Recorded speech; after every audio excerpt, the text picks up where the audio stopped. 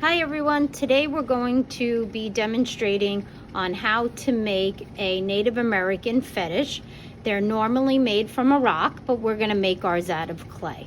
So a Native American would take a rock that they would find outside, and they would actually use tools like chisels to carve away at the rock to make it look like the animal that best represents them. And in Native American culture, like you read about, there are lots of different animals.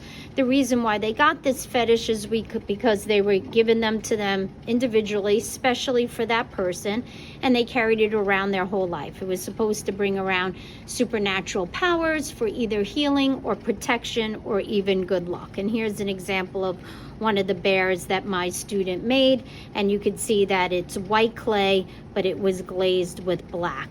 Now, for those of you that are at home, instead of using clay, you'll have something called Crayola Model Magic, and it will act the same way that clay would act for you, except it does not need to go in a kiln. It could just be air dried. For students that are here with us in school, you'll be using clay. So when you see white clay in its wet form, it actually looks gray.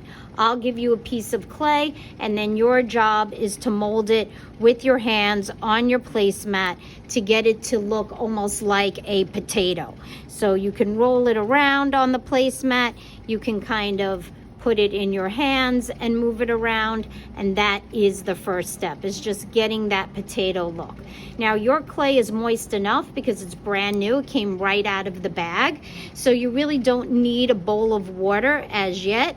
For those of you that made a clay project in the past, you know less water is actually better. The more water you have, the more chance your project has of cracking. So now, as you can see, I have that potato form start to shape. Now you don't really want a flat side, you want it to really be rounded. So if I look on one area, it looks kind of flat, so I need to build that up. So again, I just want that potato shape. I want it a little bigger at the bottom and a little smaller at the top. So to show you one that I finished already, here is that potato shape, okay?